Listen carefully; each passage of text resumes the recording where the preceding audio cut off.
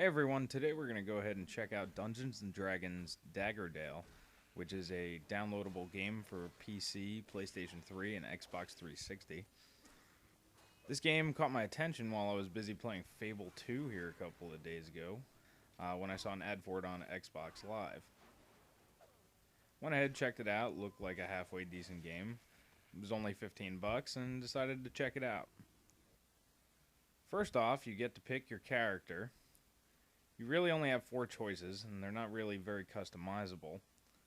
You have your human fighter, your elven archer, a halfling rogue, and a dwarven cleric.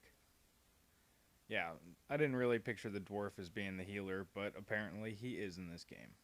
The game starts off simple enough. Your goal is to kill the bad guy who's trying to take over Daggerdale and will probably destroy it. And that's pretty much the premise of the game, is just to kill this guy before he takes over and kills everybody else. In the name of Bane, Daggerdale will be mine. The gameplay itself is pretty basic. You get to choose their abilities, what you want to spend your points on. Each level, obviously, you get new points to spend on upgrading your character. Overall, it's pretty basic stuff. Daggerdale does not try to overcomplicate things. It keeps all your basic RPG aspects pretty simple and straightforward, and this makes the game very accessible. So if you're not really big into tweaking your character for hours on end, this game is more for you. Once you have your character set up, you go through, you start fighting.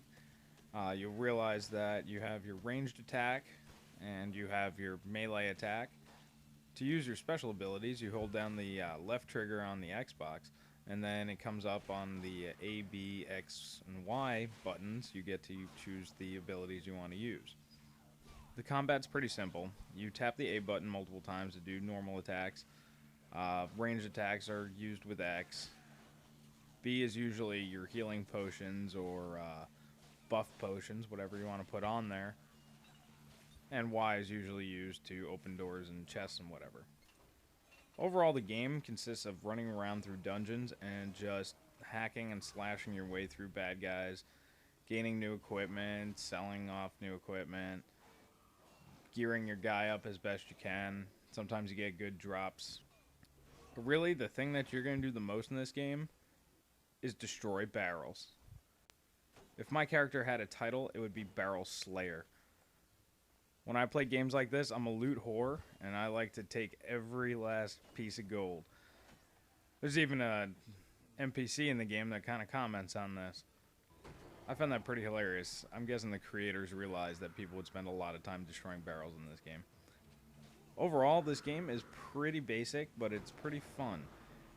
It's not exactly something that you're going to sit down and wow yourself with.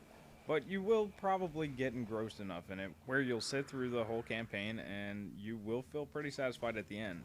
Not to ruin anything, and I'm not going to show you guys, but the end battle is pretty awesome. And there's a unexpected twist that is, I found it very enjoyable. The game does end on a cliffhanger note, so they're obviously going to make this an episodic series. So I wouldn't be surprised if we see another episode here shortly.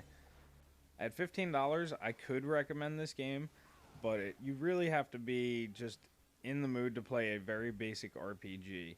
If you just want to have some fun and beat the crap out of some skeletons and some goblins, this is definitely a game you might want to check out.